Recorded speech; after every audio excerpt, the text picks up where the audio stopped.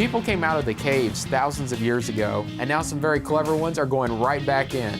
Hello, I'm Michael Holigan. Welcome to your new house. It's a next-generation house that will show you how going underground can keep comfort high and energy bills low all year long. And if you're tired of sloshing around your yard every time it rains, there are drier days ahead.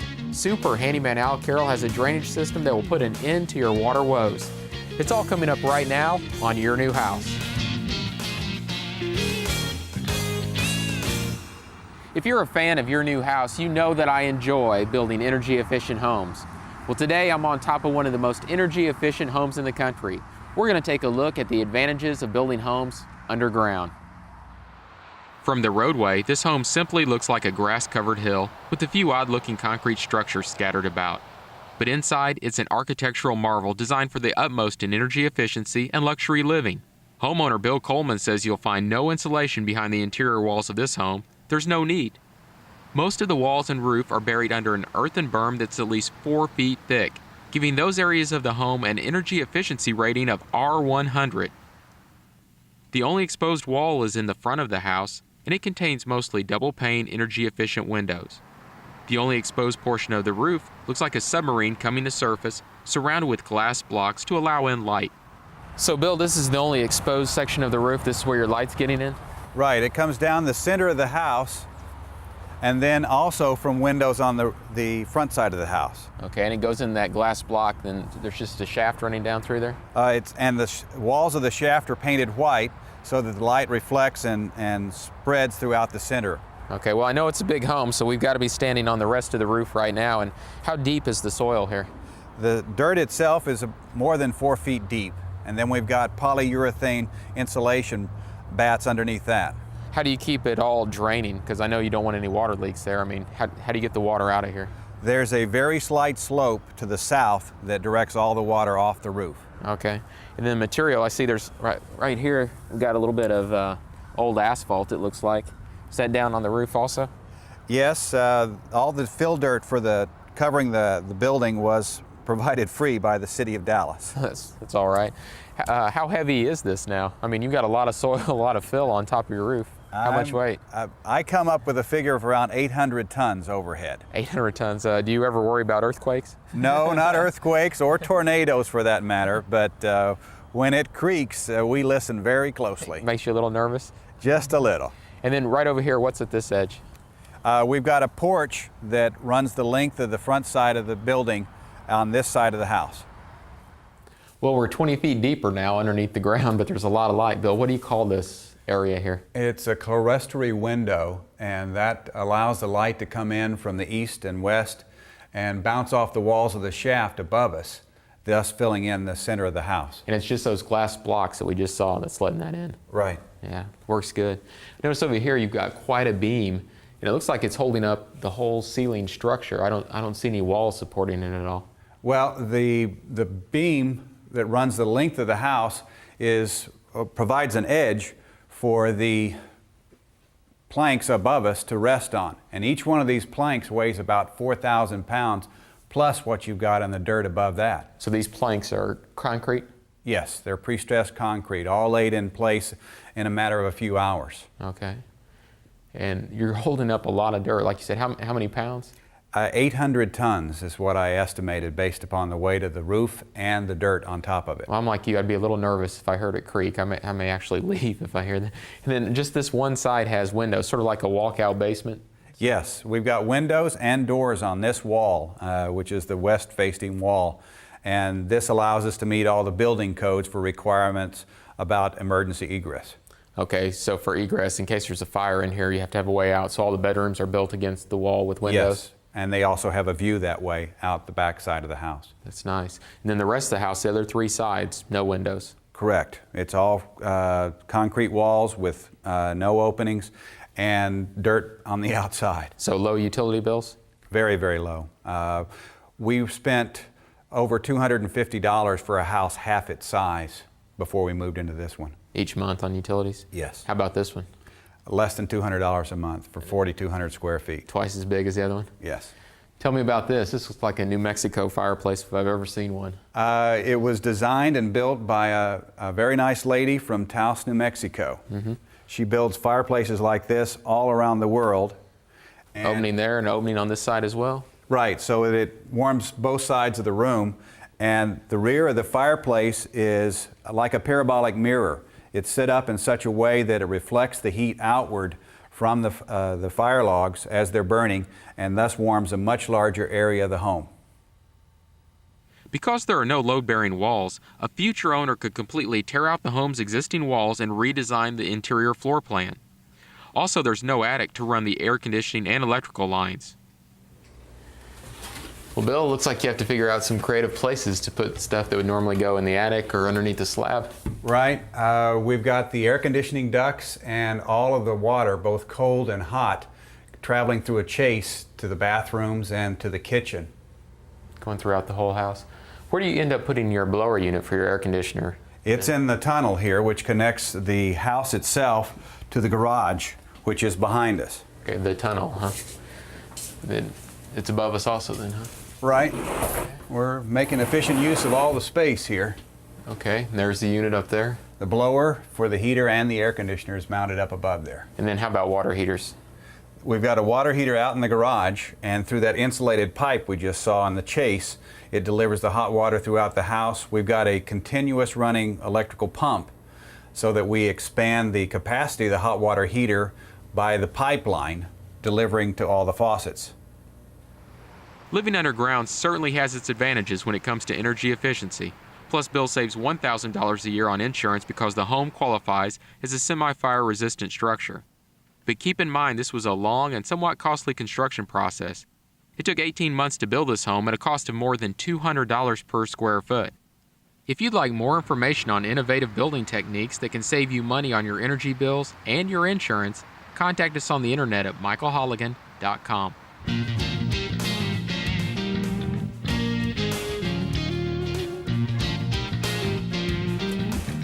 Now that we've taken you underground, it's time to go topside. First, Super Handyman Al Carroll gets down and dirty to show you how to keep your yard high and dry.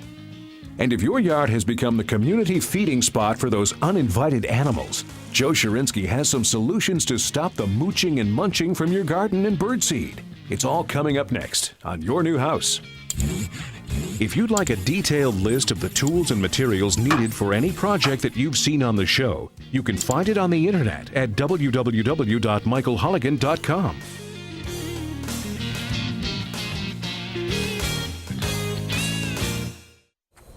Do you have a low place in your lawn and every time it rains, it turns into a swamp?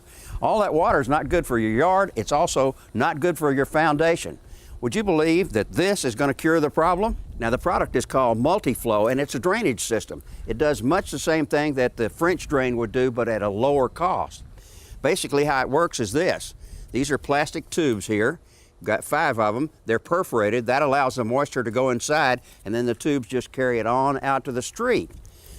The fabric that's wrapped around here prevents any kind of dirt and sand from getting in there and clogging up the holes. What we're going to do is we're going to dig a ditch all the way along here, and it's going to go all the way out to the street. We're going to drop this in, backfill it with sand, and then we're going to have a great drainage system that will solve the problem. Now, there are a couple of ways to dig a trench. One is the hard way by hand, and the other is to go mechanical, and that's what we've elected to do. Before we ever thought about digging a trench, though, we checked with the utility company to be sure there were no gas lines or power lines or water lines. We're clear on that. Now, for about 50 bucks, we were able to rent this machine here. It's a trencher, and make sure when you rent one that you go in and talk to the people and learn how to use the thing, because it is something that looks intimidating, but it can sure make digging a lot easier. What we're going to end up doing is digging a trench that's approximately 8 to 9 inches deep and about 4 inches wide. And with this baby, we hope we'll be able to do it. We have really wet conditions here, so we don't know for sure. But let's go ahead and get started.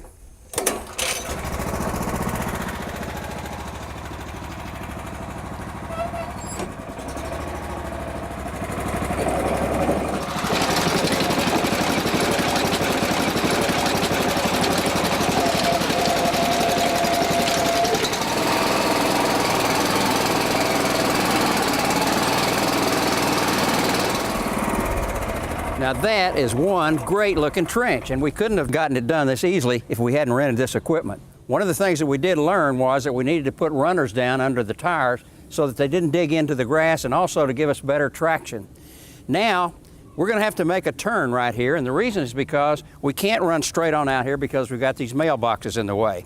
So we're going to turn the trencher around and trench right along here next to the sidewalk over to this joint in the sidewalk. And then we're going to make another turn and go right in under there all the way out to the curb. We're going to have to do this digging by hand and that little bit over there. And the reason we're going to go right here is because if it ever cracks, then it's going to crack at this joint here. Now, in order to drill the hole under the sidewalk, we've got another exotic tool. It's called a boring tool, and it's a two-man job, and so I couldn't get my wife to help, so I've got my friend and sidekick Ted, who's our technical advisor, to help. One thing you'll notice down here is an angle iron. This is over the sprinkler pipe down here. We didn't want to do any damage to that. So, okay, Ted, let her rip.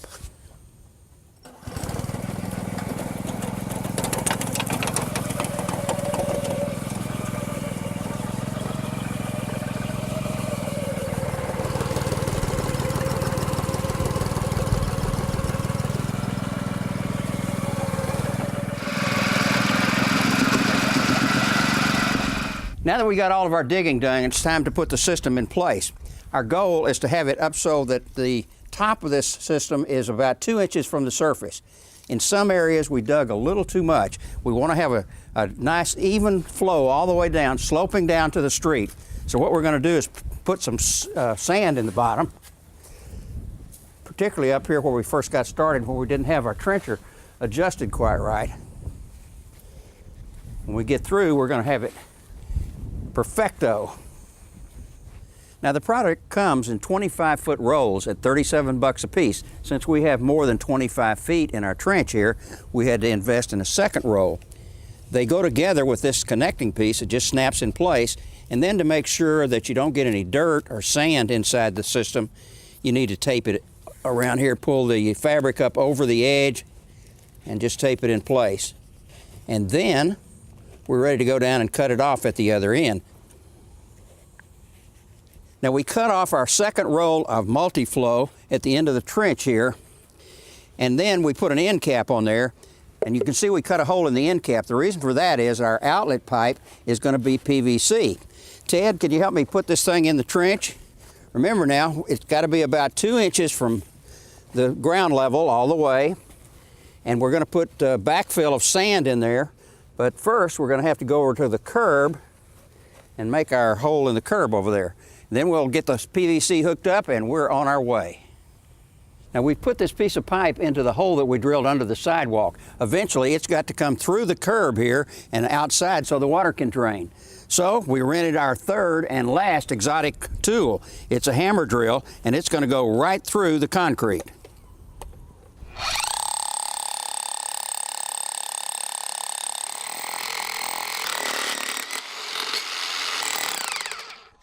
Now we've got our entire drainage system hooked up.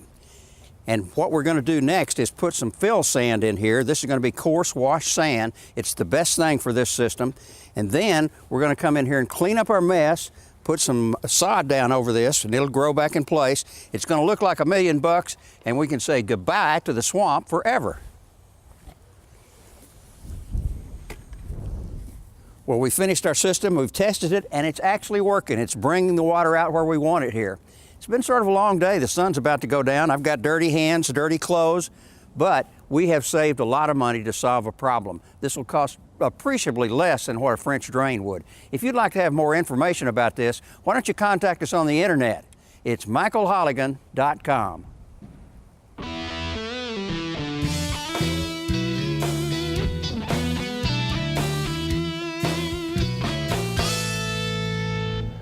Today, I'd like to show you a variety of ways to keep small animals like squirrels and rabbits from becoming a nuisance in your landscape. Even cats and dogs can become a problem in your garden. I like tulips, I really do, but so do squirrels, and they dig them up and eat them. And here's an easy way to keep that from happening. Plant your tulips in a mass planting, and then cover the area with an ordinary piece of chicken wire. A squirrel won't be able to dig down through this, but the tulips will come up through it, and they'll still be there next spring when they're supposed to be blooming. I usually stake it down with a piece of coat hanger and then cover the chicken wire with mulch. You'll never know it's there.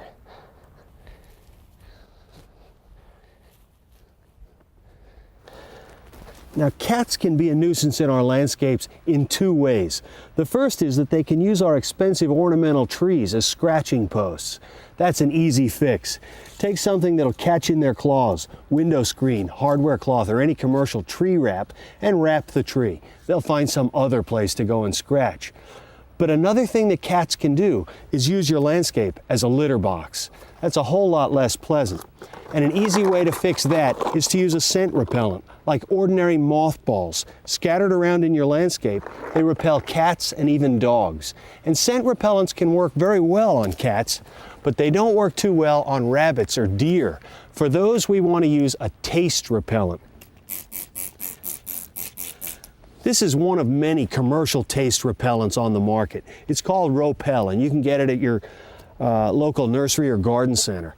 And speaking of taste repellents, I've got a great homemade remedy for squirrels getting into your bird feeders. A couple of years ago, I bought a really nice bird feeder. This one, in fact. And I liked it because it only feeds cardinals. It's weighted in such a way that lightweight birds can't get it open. A cardinal is the perfect weight, and a bird like a blue jay is too heavy and it closes the door. Unfortunately, I found that squirrels were trying to gnaw their way into the bird feeder, and I didn't particularly care for that. Now, I know that very hot peppers don't bother birds at all. In fact, some of the smallest, most decorative hot peppers are called bird peppers because birds eat them, but nothing else will. These are arbolos, or chiles de arbol, and they're extremely hot. I'm putting them into my wife's coffee grinder, rather, and I grind them to a very fine powder and mix them with the bird seed. The birds aren't bothered by it at all, but the next time a squirrel comes to my feeder, he gets a rather unpleasant surprise. And be careful when you do this. I usually do it outdoors, so that if I spill anything, I don't have to worry too hard about cleaning it up. Be sure and clean up the coffee grinder.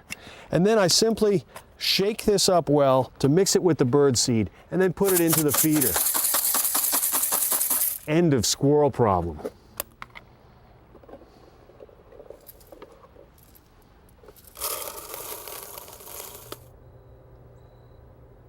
There are a number of deer up in these woods, and if deer are your problem, here's an easy way to keep them out of your yard. Put up an electric fence. Of course, they can jump over that, but turn it off and make a sandwich out of peanut butter and ordinary aluminum foil. Fold it over the wire. The deer will be up here tonight. They'll take a smell. Maybe they'll lick this aluminum foil trying to get at the peanut butter, and they'll receive a mild electric shock. We're conditioning the deer to stay away from the smell of peanut butter, and it works great, the peanut butter fence. I love animals. I have cats and dogs, and I love wildlife in the yard, but I don't like it when they chow down on all of my produce. So repelling them is a humane way to handle an animal problem in the great outdoors.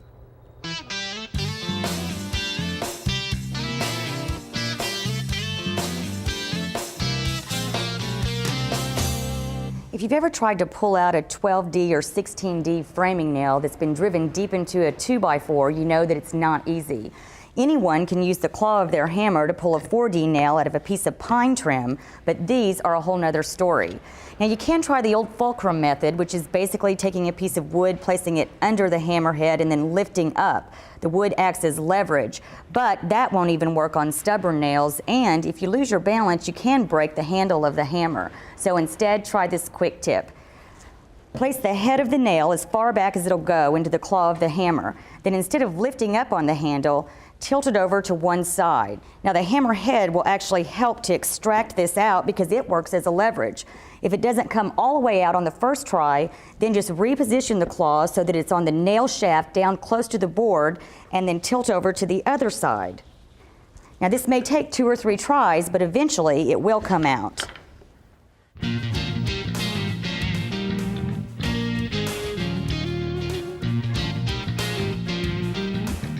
Next on Your New House, we'll take you on a magic carpet ride to one of the world's great sources for wall-to-wall carpeting. Steve Easley weaves the tale when your new house returns.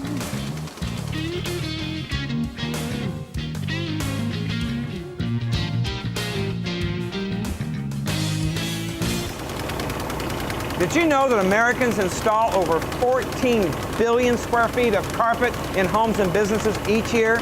Well, today I'm in Dalton, Georgia, the carpet capital of the world, and we're going to show you how carpet is made. At the DuPont Carpet Research Facility, lab technicians are constantly striving to design carpets that look better and last longer, using the latest in production and testing techniques to develop carpet fibers that are more resistant to stains, wear, and tear. Well, Jack, that yarn is really flying off there. What is it? That's actually twisted nylon, but we start off with nylon BCF, which stands for bulk continuous filament. They're very small. Very small. You can see there's over 100 filaments here, finer than a human hair. Why nylon? Nylon is the strongest, toughest fiber for carpet. Very resilient. And that's actually twisted into this yarn? Right. We take two ends of nylon BCF and twist together to give this structure in another process. Now, I've heard that the actual the twist actually has something to do with how the carpet wears and whether or not it looks matted down or not. That's correct. Low twist will tend to make the carpet softer, but it won't hold up as well.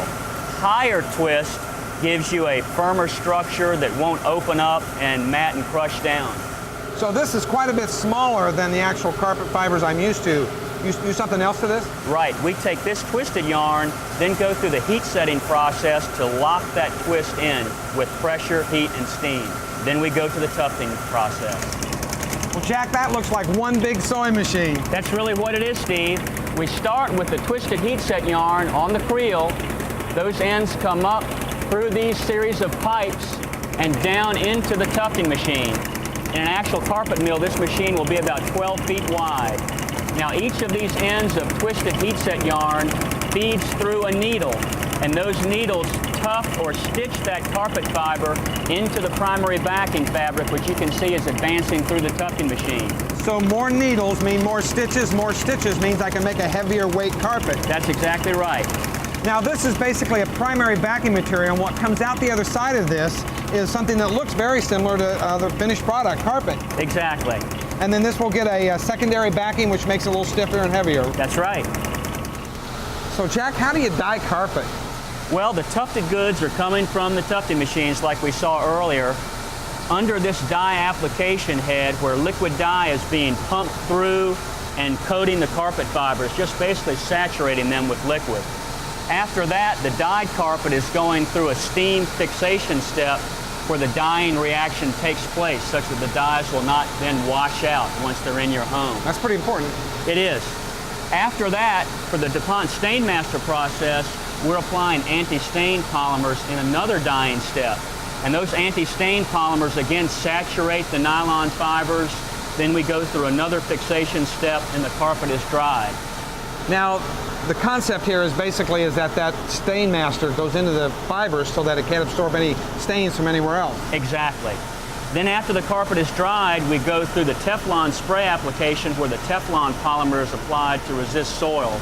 What's the Teflon do? The Teflon, you've heard of Teflon frying pans. It acts to make the nylon carpet surface more slippery to soils so that they don't stick. So, Jack, we've seen out in the factory these stain protections being put on the carpet, but convince me that they work. Okay, here's a conventional carpet, and here's what happens if you spill a little bit of children's fruit punch. It absorbs right in. It's gone right in, and if you don't get that stain up very quickly, it's going to permanently stain the fibers, and that carpet's ruined. Now let me show you DuPont Stainmaster carpet.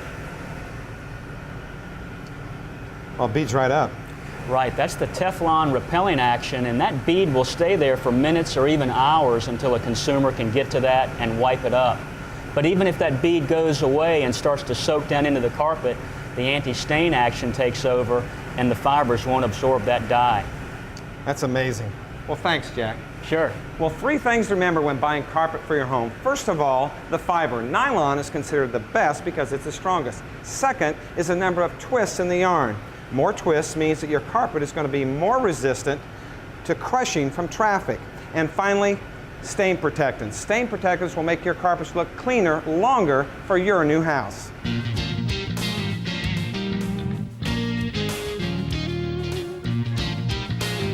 If walking into your closet is like walking into a jungle, it's time to clear the way.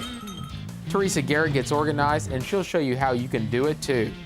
And what will those backyard inventors think of next? If an electric wrench or an inflatable solar oven seem far-fetched, wait till you see what Steve Greenberg has come up with. The finalist in the Amateur Inventors Contest when your new house returns. If you'd like a detailed list of the tools and materials needed for any project that you've seen on the show, you can find it on the internet at www.michaelholigan.com.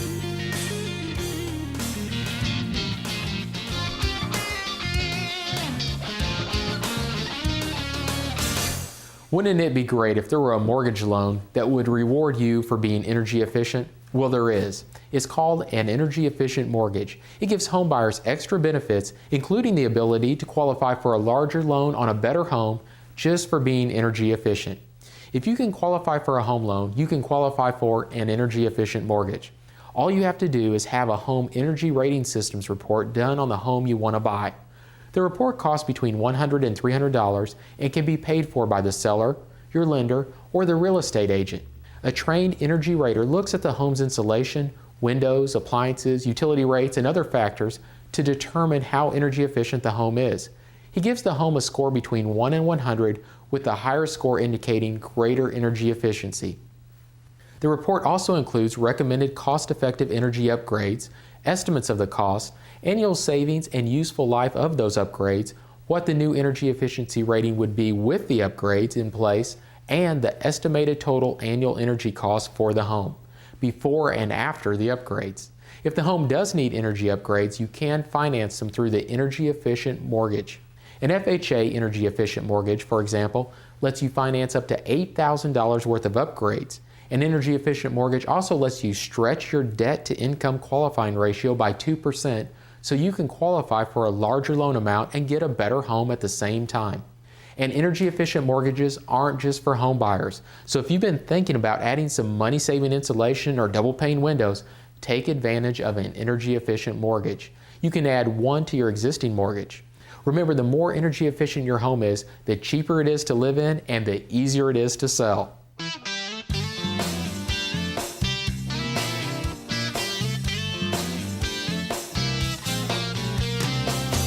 All right. That's it. This closet is such a mess. It's so cluttered in here. Half the things I can't find, some of the things I need I can't even reach. We're gonna have to clean this up. We're gonna go get a closet organizer and see if we can't make some sense of this closet. It's a pretty simple project that you could do yourself, but the first thing that I need to do is clear all this mess out of here. What we need to do is take some measurements of this closet before we go get the closet organizer. So let me just see what we got. Okay, that's about 5 feet. Let's see how wide it is. Okay, basically our closet is 5 feet by 8 feet. So now that we know the dimensions, what I want to do before I go get the organizer is go ahead and tear all of this out first, because the organizer will be replacing all of the rods and the shelving. So I guess I'll start right here.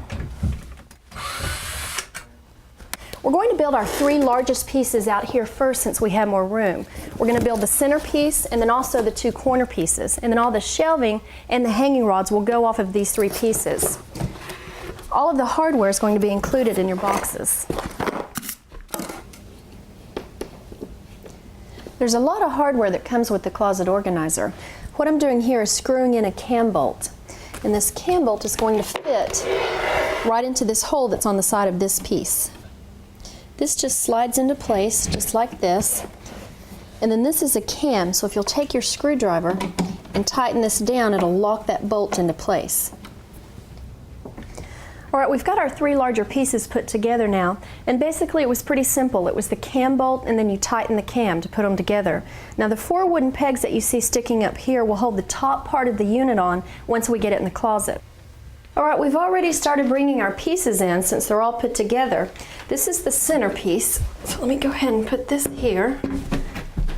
And then this is the top part. And this will sit up here. and this piece slides down on top of the wooden dowels, and those will hold this in place. Since we're putting our closet organizer in over carpet, you can see that it's just a little bit unsteady. So to fix that problem, we're going to anchor this to the wall. Now, even if you had tile or hardwood floors in your closet, you still would probably want to anchor it for safety reasons. Once this fills up, it's going to be pretty heavy and we don't want to take any chances of it tipping over. And I did tell you earlier that we were going to wait to touch up the paint. Well, I'm glad we did, because now we can see where that stud is to anchor this to the wall. I'm going to go ahead and drill just a couple of pilot holes through this backer board into that stud.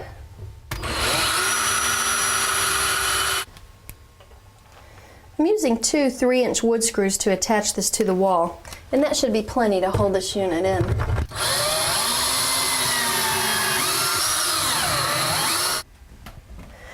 We're ready to hang our top shelves, and I'm going to attach this L bracket right into the stud to hold that shelf in place. And again, I'm using a 3-inch wood screw for this L bracket.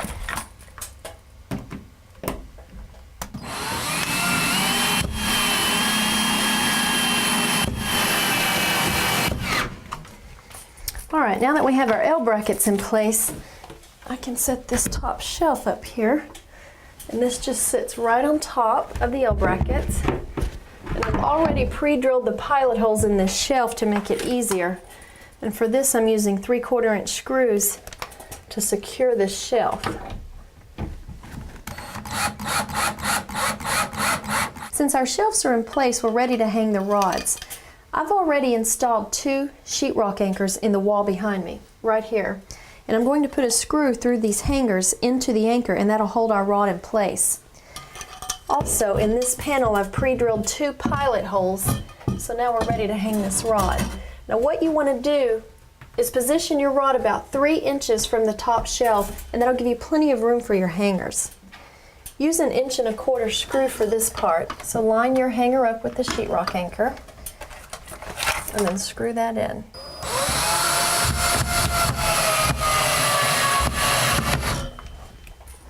All right, we're in the home stretch now. I'm just putting on the last rail for the drawers, and this is just screwing right into the pre-drilled holes.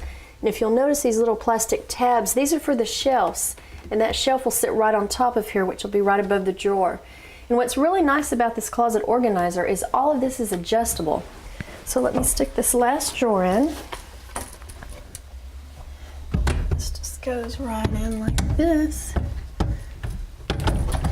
And this size has the 4 drawers, which is really nice. Let me put this shelf in here. Okay, that looks great. There, that is so much better. We are finally going to be able to walk around in our walk-in closet. That's because we have plenty of storage space here. We have drawers, and we also have these great shoe racks down here. I'm finally going to be able to find exactly what I'm looking for. This was a pretty labor-intensive project, but the end results are plenty of storage space. If you would like more information on this project or others, contact us on the internet at michaelholigan.com.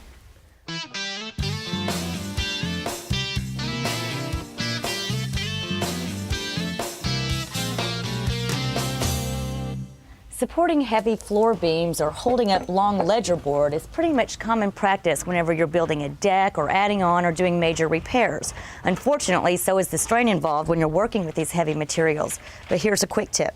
You won't find a stronger, more tireless assistant than an automobile scissor jack. The crank handle and threaded mechanism on the jack allows you to raise and lower the board with surprising precision. And unlike hydraulic bottle jacks, with the scissor jack, it's not going to leak and then fall under pressure. You can place your jack on top of a 2x8 support board to keep it from sinking into the ground. You may need to dig the ground out a little bit to make sure that your board is level. Here's another tip for you. Lots of automobile jacks come with handles that are several feet long. If you get one of these, you can place your jack anywhere you want it, even if it's several feet away from you underneath a deck or floor joist.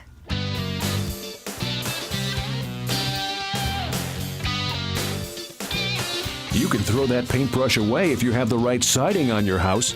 Michael has the inside scoop on options for the outside of your new house.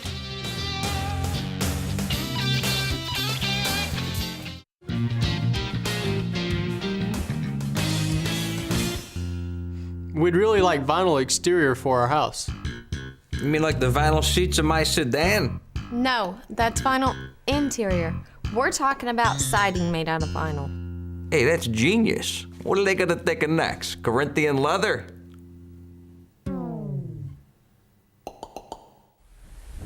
Whether you're building a new home or remodeling an existing home, you have a lot of choices when it comes to your exterior siding.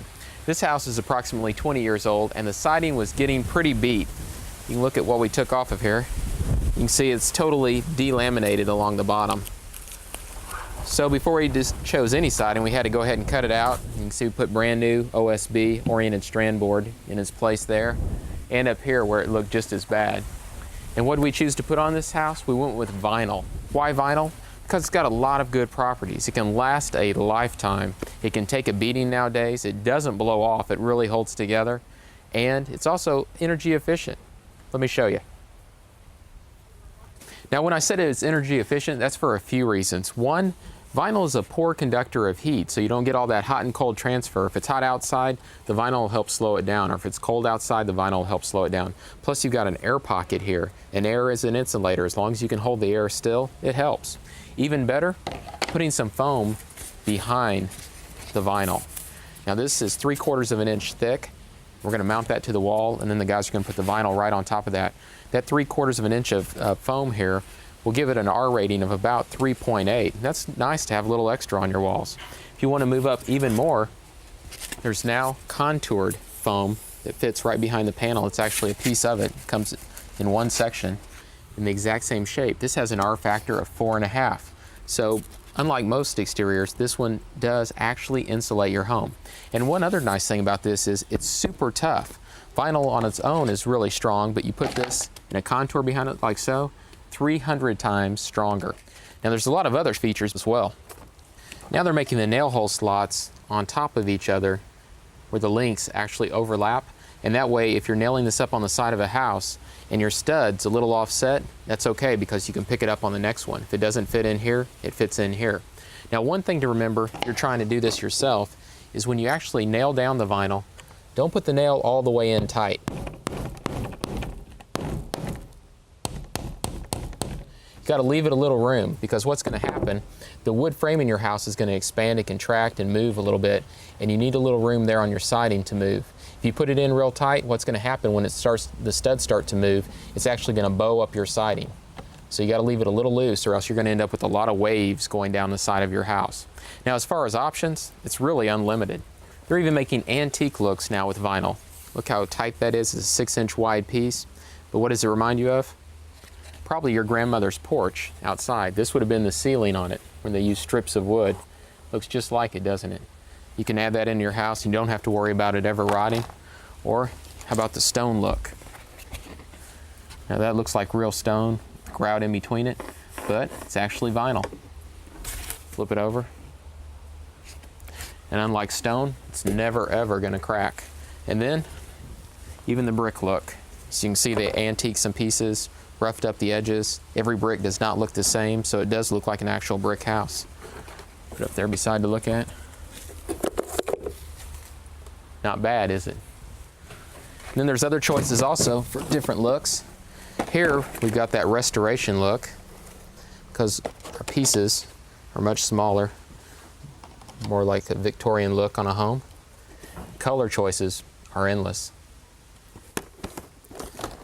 Here, we've got our brick and our stone that we just saw. We've also got cedar shakes or even hand split shakes. The options of colors and looks are just totally endless. You may have seen homes with vinyl siding that faded in the past. That doesn't happen anymore because now most of the manufacturers mix in sunblocks and titanium to retain the color for the lifetime of the home. Now vinyl siding is very strong, it's energy efficient, and price-wise you can go all across the board, just like the variety of choices, from very inexpensive to expensive depending on what you really want.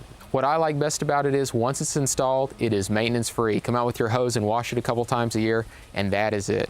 If you'd like more information about finding the right vinyl siding for your home, contact us on the internet at michaelholigan.com.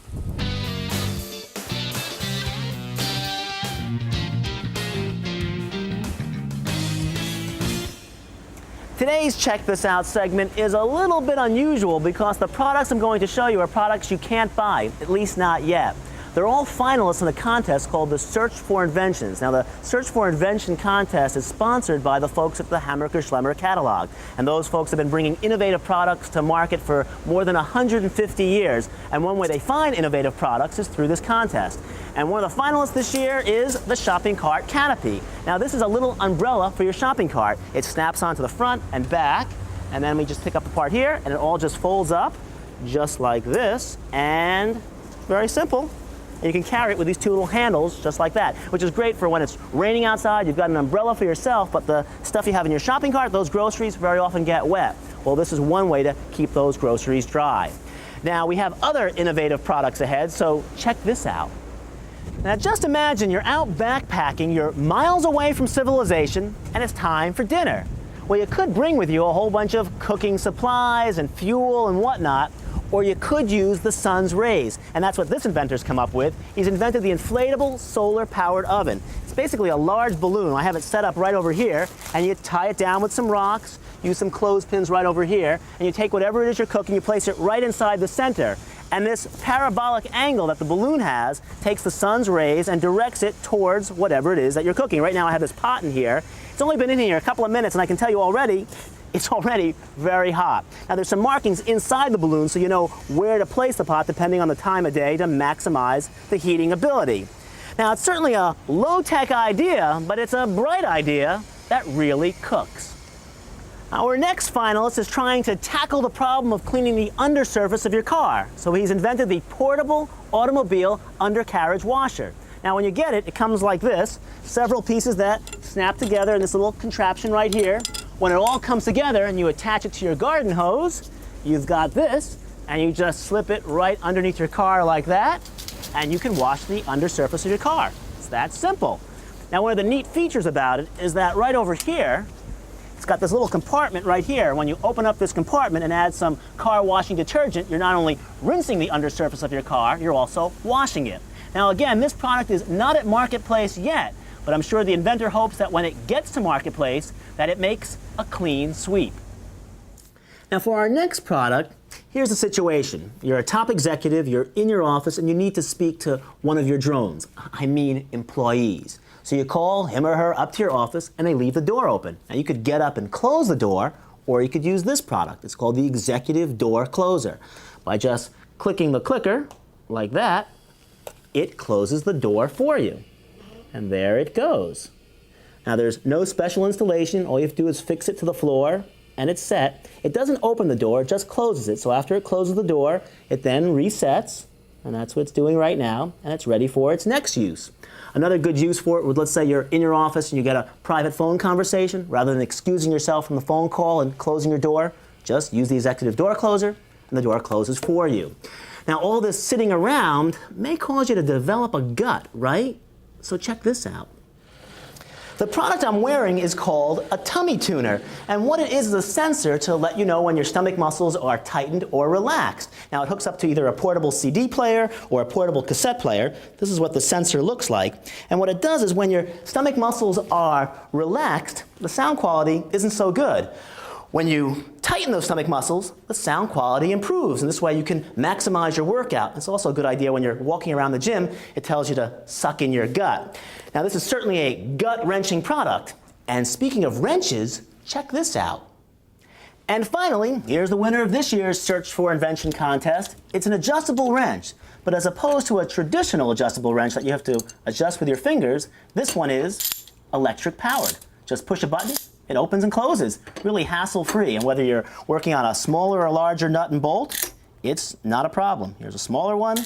I move it up here to a larger one, and there you go. Couldn't be easier. It's also great if you have arthritis or you're working with work gloves or winter gloves. Just push a button and it does the job. It works with a rechargeable battery, and it's easy to see why this is a winning idea. Now, for more information on Hammacher Schlemmer's Search for Invention contest or more information on any of the Check This Out products, check out our website at michaelholigan.com.